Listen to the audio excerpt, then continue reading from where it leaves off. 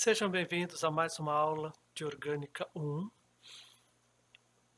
Vamos estar revisando a aula anterior. Vou deixar ali um endereço para quem não pegou a primeira aula, tá? Nós falamos um pouco sobre o histórico, né, da química orgânica, o que antes de 1807, né, aquele senso comum, né, de que se alimentar, o que não deve fazer, o que deve buscar em termos de se aquecer, e aí depois, com Berzelius, uma, algo mais científico, né? E a ciência, com os seus, vamos dizer assim, falhas, progredindo, tá? E aí então ele chegou ali à teoria da força vital, considerando que substâncias orgânicas vinham de organismos vivos, tá? E os organismos não vivos, né, os minerais, seriam os inorgânicos. E falamos também sobre a importância da química orgânica, que ela está basicamente em todas as áreas da nossa vida. Nós somos vidas à base de carbono e no nosso entorno tá toda a natureza. Então a química orgânica é uma química realmente que está enfronhada no nosso ser e na nossa vida. E com isso, para entender melhor o quão importante até a química orgânica, em termos até sintéticos, porque comentei com vocês sobre a necessidade, não haveria onde plantar outra coisa se não houvesse os compostos sintéticos, por exemplo, nos Estados Unidos. Tá? Então, isso eu falo dos Estados Unidos, mas essa realidade seria em qualquer outra parte do mundo. Quem não precisa se vestir, né? E os compostos sintéticos acabaram chegando, e os orgânicos especialmente, né? Chegando para evitar, tá, esse tipo de coisas, benéficos inclusive, né? E aí, para entender melhor, então, a química dos compostos de carbono, né? Que que passou a ser depois daquela experiência lá de Friedrich Wöhler, tá? Começamos a falar de alguns conceitos básicos de química. Hoje, nessa aula, nós vamos estar falando, então, ainda dentro daqueles conceitos básicos de química, vamos falar sobre a distribuição de elétrons na eletrosfera, um pouco sobre ligações químicas e momento dipolo. Então, falando um pouquinho sobre a distribuição dos elétrons, eu vou até ampliar aqui para ajudar, tá? Então, nós temos aqui, ó, por exemplo, tá? Nós temos aqui o hidrogênio, tá? Hidrogênio, hélio, lítio. Então, o número atômico do hidrogênio é 1 e nós vimos que, então, ele só pode ter um próton, tá? E por ele ter somente um próton, ele está distribuído. Também vimos sobre como a partir da mecânica quântica se chegou a aqueles números, as camadas, as subcamadas, a orbital, a distribuição dos elétrons no orbital. No orbital cabe só 2 elétrons. E aqui é justamente isso, tá? O orbital, tá? O orbital, ele do hidrogênio, ele só pode conter um elétron. Então, é o primeiro orbital e é a nossa subcamada, né? O orbital S e a subcamada 1s, né? O número com a, a letrinha do orbital, aí a gente chama de subcamada. Então, ele pode ter um elétron somente, tá? E aí, então, se nós formos para o hélio, que só tem 2 elétrons, então ele vai ter essa camada e o orbital S que contém nessa camada totalmente preenchido, tá?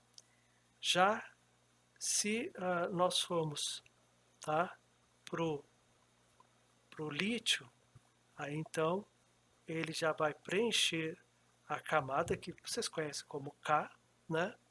E sobra um elétron para a camada, tá, seguinte, seria a nossa camada L, né? KLMN, tá?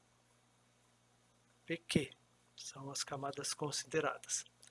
E aí, assim por diante, tá? Então, essa distribuição de elétrons, ela obedece todas aquelas condições que nós vimos, tá? Condições em termos energéticos, condições em termos de a quantidade de elétrons no orbital. Esses elétrons nesse orbital, precisam estar em sentidos contrários, ou seja, em spins contrários, tá? É o que a teoria diz. Lembra que é uma teoria, é um modelo, tá? E um modelo matemático, aquele modelo de um núcleo com nêutrons e elétrons girando em volta, ele ficou para trás, tá? É um modelo que normalmente a gente no dia a dia ele faz parte da cultura, ele faz parte do conhecimento geral, mas ele é ultrapassado. O modelo mesmo é um modelo matemático. É a matemática que consegue expressar melhor esse modelo que nós temos hoje, tá? E que usamos bastante na química. Bom, se nós descermos mais, vamos agora aqui para o carbono. Olha aqui o carbono. Ele possui o número atômico 6, então são 6 prótons no núcleo, tá? E aí o número de nêutrons pode variar, tá? Mas vamos pensar no átomo neutro aí. Nossa preocupação é o número de prótons e os elétrons. E veja aqui a distribuição dos elétrons, aqui, são 2 elétrons, tá? No orbital, na subcamada 1s, mais 2 elétrons na subcamada 2s. E aqui já tem algo interessante. Como o orbital P, tá? Ele são 3 orbitais. Esses orbitais, eles estão o que a gente chama de degenerados, tá? Eles possuem a mesma energia. Então, então em orbitais degenerados ou orbitais de mesma energia, a distribuição de elétrons ela vai ocorrer primeiro no orbital que cabe 2 elétrons, vai ocorrer um semi-preenchimento. E depois que todos eles estiverem semi-preenchidos, vai ocorrer um preenchimento. Então a gente tem aqui no carbono o 2px e 2py. A gente já vai para o nitrogênio, aí chega até o 2pz. Nós vamos para o oxigênio, aí ele já tem elétrons suficientes para semi-preencher e mais um elétron que poderia estar em qualquer um desses orbitais, tá? Isso é só uma orientação matemática, com o orbital totalmente preenchido. Então ele tem 2 orbitais semi-preenchidos, tá? Então, no primeiro momento, a ligação ela ocorre no orbital, tá? E esse orbital semi-preenchido é que vai fazer a diferença em termos de ligação química, tá? De ligação química. Então, se vocês forem ver aqui, na primeira camada, tá? Nós temos, então, todos os átomos possuem orbital s. Agora, somente os átomos a partir ali que possui 2 camadas eletrônicas, tá? É que possuem o orbital s, tá? E ainda não, 2s, mas ainda não possui orbital p. E aí somente, tá? Somente os átomos que têm 3 camadas é que eles vão ter também o orbital p, tá?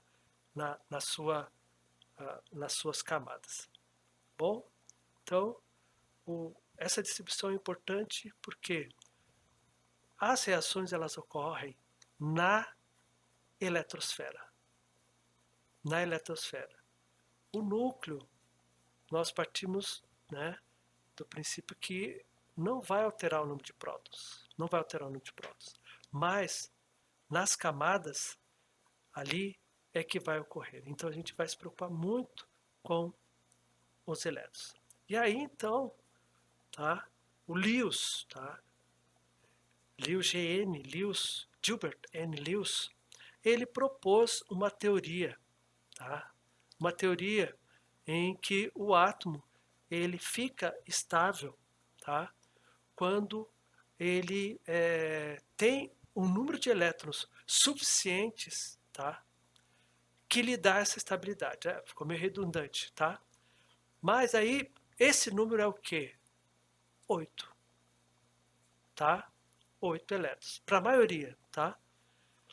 E aí, então, nós temos a chamada regra do octeto, que vem de Lewis, tá? De Gilbert Lewis. Então, nesse caso aqui, então, ó, a regra do octeto, que para nós ela é extremamente útil. Tá? Já vi professor falando mal dela, professor de inorgânica, inclusive, né? Mas não foi dada outra opção. Tá? Primeiro, é uma regra, não é uma lei, tá? E nem um princípio. Então, se é uma regra, ela tem exceções. Então, a regra do octeto, por exemplo, já esbarra no hidrogênio. O hidrogênio não tem como ter 8 elétrons. Ela só tem uma camada. Essa camada só tem orbital S. O orbital S só cabe 2 elétrons. Então, o octeto do hidrogênio, por exemplo, H2, é com 2 elétrons. Então, já é uma exceção da regra. Mas também existem átomos que eles chegam a essa estabilidade com mais elétrons do que 8. Mais elétrons do que 8. Tá? Com 10, com 12. Tá? Mas ele pertence, tá, a períodos em que tem orbital D. Então a gente chama isso de expansão do octeto. Então esse orbital D que tem orbitais vazios possibilita, tá, essa expansão do octeto. Então, mas para nós interessa a regra do octeto. A orgânica, ela não tem problema nenhum.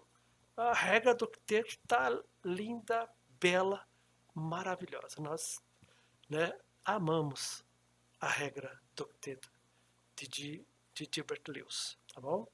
Porque ela funciona bem, porque nós trabalhamos com os compostos em que a regra do octeto, especialmente o carbono, se encaixa muito bem, tá? Bom, então, pensando na regra do octeto, por exemplo, o lítio, tá? O lítio, ele tem, tá, na sua última camada, aí o nosso interesse é a última camada, tá? E aí eu quero que você fixe assim, ó. Eu estou olhando a outra camada, a gente não está fazendo distribuição eletrônica. Mas assim, ó, se ele perder esse elétron da última camada, ele vai, por exemplo, o lítio vai ficar com 2 elétrons, então ele vai ficar com 2 elétrons na camada que ele sobra. Então ele vai ter uma configuração, tá? Uma configuração de um gás nobre. Tá? Essa regra do octeto, na verdade, busca por uma estabilidade como de um gás nobre. Os gases nobres, o hélio tem 2 elétrons, tá? E os outros têm 8 elétrons na última camada, os outros gases nobres. Então é buscando uma configuração de gás nobre. Então ele vai ter 2 elétrons. Então ele entra na regra do octeto. E para o lítio, então é mais fácil ele perder um elétron do que ganhar 7 para fechar 8. Então ele perde essa última camada, fica com só a camada K com 2 elétrons, mas a perda do elétron leva o quê? Ele fica com mais prótons do que elétrons na estrutura. E aí esse elétron perdido vai sobressair um próton, a carga de um próton, vai desbalancear, vamos falar assim, né? Carga de um próton do núcleo. Por isso ele tem uma carga positiva. Tá? O sódio é a mesma coisa. Sódio é a mesma coisa. Ele tem mais camadas que o lítio, sim. Mas No caso do sódio, quando ele perde esse elétron, a sua última camada tem 8 elétrons, tá? Mas, no final das contas, lembra, um átomo neutro ele tem o mesmo número de prótons e elétrons. Se eu tenho, por exemplo, 5 prótons, 5 elétrons, perdi um elétron, sobrou o quê? Esses 4 se neutralizam, sobra o próton, tá? Então, é justamente esse próton que está mais é que dá a carga positiva, então nós temos o chamado cátion. Já o flúor é diferente. O flúor, ele tem na última camada 7 elétrons. É lá dos halogênios, lá na tabela periódica, os halogênios. Tenho sempre a tabela periódica em mente, tá? E aí, então, a tendência dele não é perder, mas sim ganhar um elétron, tá? E aí, então, ao ganhar um elétron, sobra elétron no átomo. Aí ele passa a ser um íon, que por sua vez é chamado de ânion. Tá? O cloro é a mesma coisa, também pertence à família, tá, dos halogênios. Ele tende a ganhar um elétron, e aí então por isso que ele está na forma de um ânion. Tá? Tá, mas por que o lítio, o sódio perde e o flúor e o cloro ganham? Tá? Eu já expliquei, né? É muito mais fácil perder um do que ganhar 7. Tá? E muito mais fácil ganhar um do que perder os 7. Né? Mas, teoricamente falando, tá? Vamos, é que eles são metais aqui, no caso do sódio e do lítio. São metais. Então, como metal, ele é chamado eletropositivo. Ou ele é pouco eletronegativo. Então ele tem uma tendência de doar e não tem tendência de receber elétrons. Enquanto o flúor e o cloro eles são eletronegativos e pouco eletropositivos. Então eles têm tendência de ganhar elétrons, mas não têm tendência de doar seus elétrons. Tá? Ou pouca tendência, é melhor pensar em pouca, também não vão bater o martelo, tem situações que acontece, tá? Alguma coisa nesse sentido, tá? Mas são situações bem especiais, tá? Então, e aí então, quando eu tenho, no caso, o cátion e o ânion, tá? O cátion e o ânion podem reagir entre si. Você tem uma carga positiva com uma carga negativa e isso vai ocorrer uma atração. O exemplo é o cloreto de sódio, tá? O cloreto de sódio e essa atração, ela é tão forte, é chamado de atração eletrostática, que os compostos iônicos eles são sólidos. Então, sem um composto iônico, ele é sólido, tá? Ele é sólido.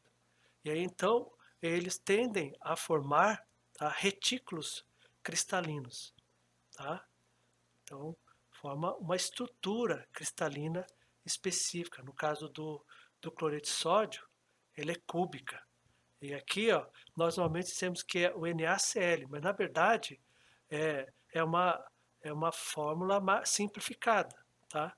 Se você olhar aqui, ó, o cloro, tá? Em torno dele tem 4 sódios, mas tem uma camada mais para cá que também tem sódio, uma camada mais para lá também tem sódio. Então, para cada cloro, ele está em torno dele tem um total de 6 sódios. E para cada sódio tem um total de 6 cloros. Então a fórmula seria Na6Cl6. Mas a fórmula empírica, ela simplifica. Então fica NaCl. Simplificação por 6, NaCl, tá? Mas, então, por conta, na ligação iônica, você tem uma estrutura cristalina específica, tá? Por conta dessa interação tão forte. Só como curiosidade, mas então ligações iônicas somente são sólidos?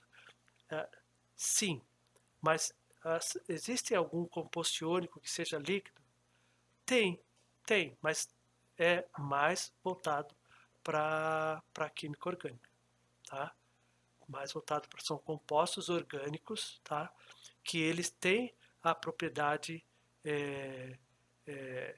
de fluir, tá? Mas são iônicos, que são os chamados líquidos iônicos. É uma área bem específica, e esses líquidos iônicos, só para vocês saberem, ele é utilizado desde, vamos dizer assim, para lubrificar o sistema no fundo do mar. A Petrobras investe pesado em líquido iônico, até para poder,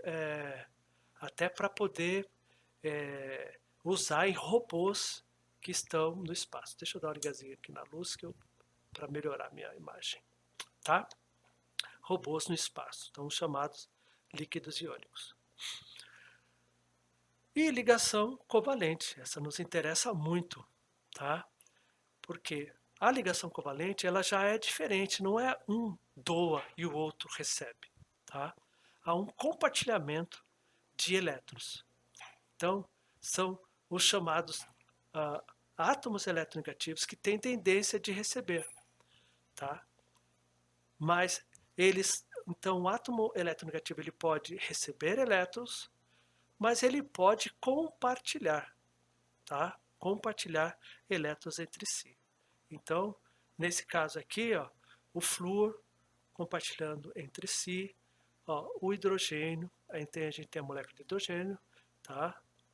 O hidrogênio com cloro, então já um compartilhamento, tá, entre átomos diferentes, formando o ácido clorídrico ou cloreto de hidrogênio. Eu gosto de chamar os dois, o pessoal da orgânica gosta muito de como cloreto de hidrogênio, mas também o ácido clorídrico, tá? E há a possibilidade também de perda de um elétron e formar o cátion. Vocês vão ver muito o próton, né? A gente chama esse aqui de próton, tá? Bastante usado na orgânica. Assim como o hidrogênio pode ganhar o elétron e vai formar uma outra entidade também bastante importante na orgânica, que é o hidreto, que é o hidrogênio com carga negativa, onde ele fica com o par de elétrons, ele não perde o seu elétron, tá? E também a possibilidade da ligação entre hidrogênio e oxigênio, mas nesse caso o oxigênio, como ele é lá dos calcogênios, tem 6 elétrons na última camada, e para completar o octeto ele precisa de 2 elétrons, e os hidrogênios podem fornecer somente um, então eu preciso de 2 hidrogênios para cada oxigênio, e vai formar, tá, essa molécula tão importante para a vida, que é a água, H2O.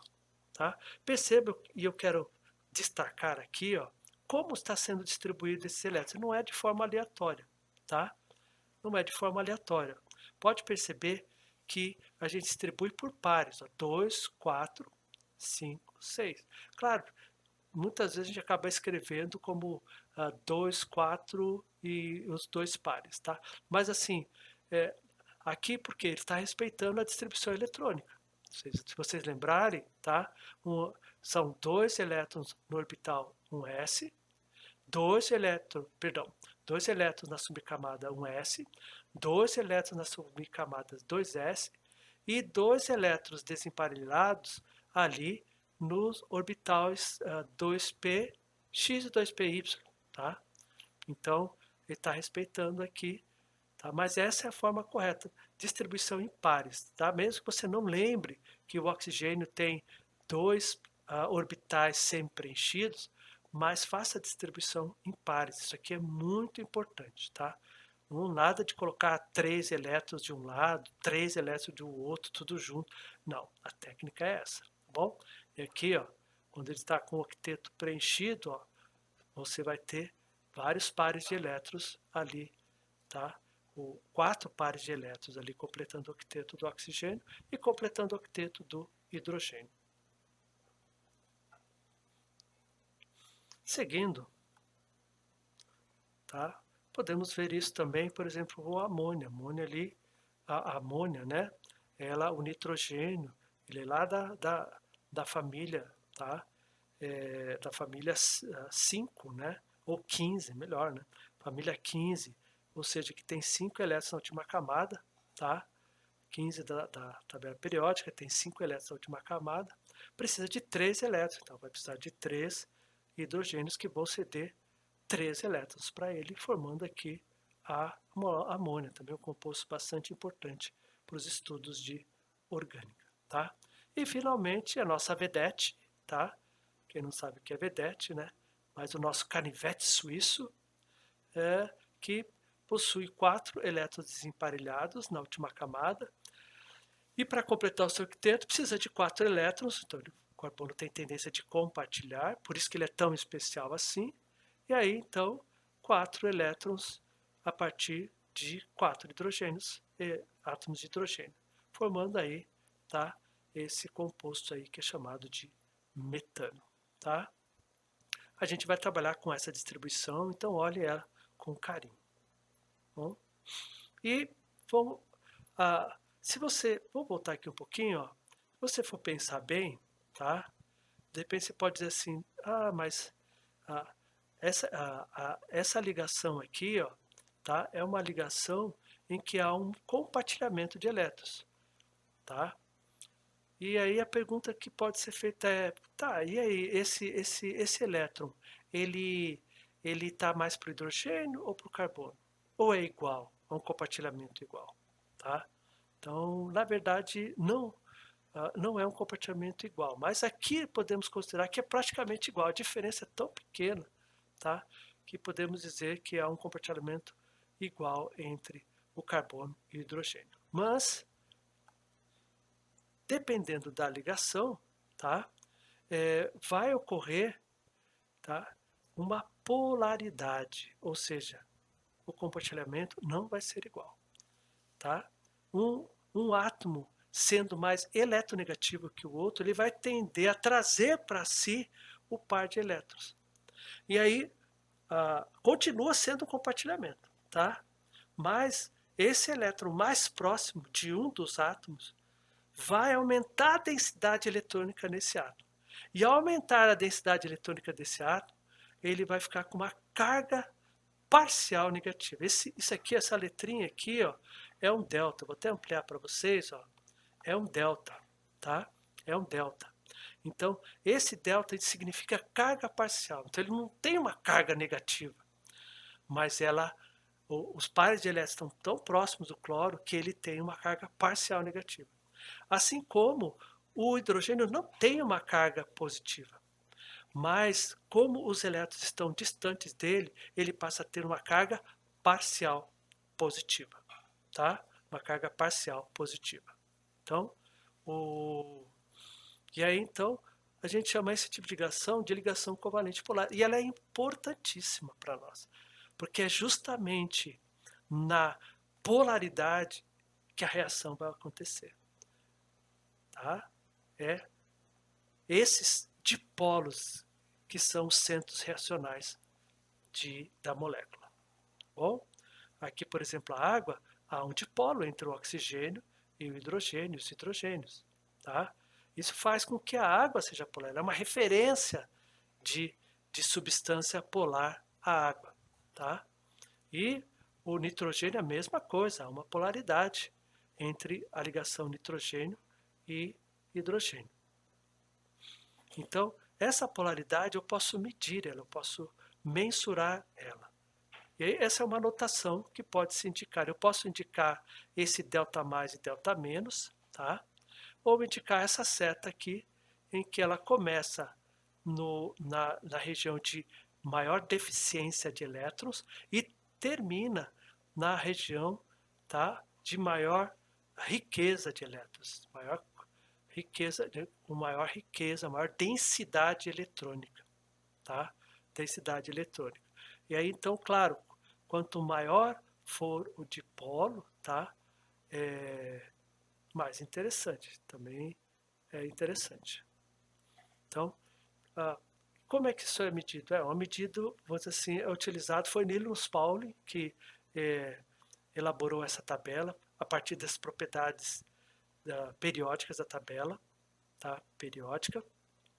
Então, a gente tem esses números aqui, e eles nos dão uma ideia de como é que é como é esse dipolo, tá? Aqui, ó, por exemplo, ó, vamos aqui então pegar o fluoreto de potássio, né, onde o potássio está de um lado da tabela, aqui, ó, metais alcalinos, tá? E o flúor lá do outro lado, ali nos halogênios, tá? O cloreto de sódio, então a gente também temos aqui, ó, um metal alcalino sódio, e o cloro é um halogênio, tá? Aí agora aqui, ó, oxigênio e hidrogênio, que já tem o oxigênio, hidrogênio poderia estar aqui ou poderia estar aqui, então, tá? Algumas tabelas, inclusive, ele estaria aqui, bem mais próximo, né? O nitrogênio também, ó, e o hidrogênio, tá? E a ligação carbono-hidrogênio e a ligação carbono-carbono. Então, tendo esses valores de eletronegatividade de alguns elementos, eu posso fazer o cálculo. Então, aqui nós temos ligações iônicas, porque é um metal reagindo com a metal. O metal doa elétrons, o metal recebe elétrons. Tá? Aqui nós temos a ligação covalente polar, que além de ser um compartilhamento de elétrons, há uma diferença de eletronegatividade entre os átomos. Tá? E uma ligação covalente apolar, que no caso do carbono-carbono, tá? Não há diferença, mas o carbono e hidrogênio há diferença, mas essa diferença ela não é significativa. Então, ó, tanto que para o carbono é zero, para o carbono e hidrogênio é 0,4. Tá? Mas como é que você fez esse cálculo, professor? Está aqui, ó, 2,5 menos 2,1 vai dar 0,4. Então, esse 0,4, há uma diferença? Há, mas ela não é significativa. Já para o nitrogênio e hidrogênio, 0,9, já é mais polar. Oxigênio e hidrogênio, mais polar ainda. Sódio e cloreto, bem mais polar. Perdão. E o potássio e o flúor, bem mais polar. Tá? Então, o que eu quero dizer assim, ó, quanto maior a diferença de eletronegatividade, maior vai ser a polaridade entre numa ligação. E essa polaridade é que vai me dizer se a substância é iônica, covalente ou polar. Tá? Então, a substância iônica eu vou ter que ter uma grande polaridade entre elas. Tá? Já a covalente, ela é um compartilhamento de elétrons, mas ela tem um certo caráter iônico. Eu posso até dizer também que essa é uma ligação iônica com forte caráter polar, um forte caráter covalente também. Então, ou a gente pode olhar para cá, acho que melhor aqui, ó. Aqui, ó, esse é menos, o dipolo é menor. Então, eu posso dizer que essa ligação cloreto-sódio, ela tem é uma ligação iônica com certo caráter polar. E aí, então, ou a ligação covalente, ela é apolar. Então, os extremos é a ligação iônica, tá? E a ligação apolar, onde você não tem diferença nenhuma.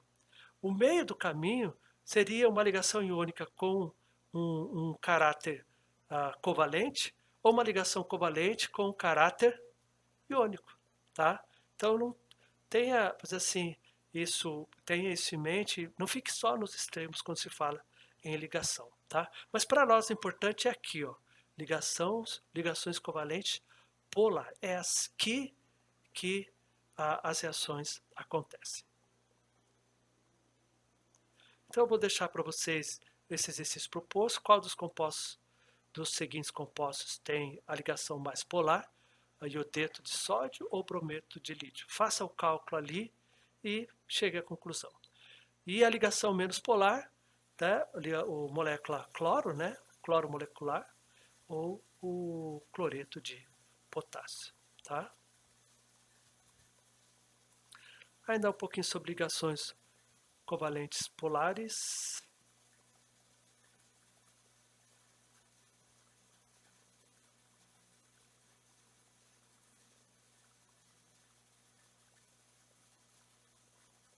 Bom, a nossa bibliografia, como eu já disse, Paula Bruce, tá? Química orgânica ali da Pearson Pearson, Prentice Hall, tá? 2006, mas também trabalho com 2004. A bibliografia é da Paula Bruce, tá? Todo o material está baseado nela. E thanks for your attention. Vocês sabem aí, obrigado pela atenção em inglês. Solidio, Glória. Até a próxima.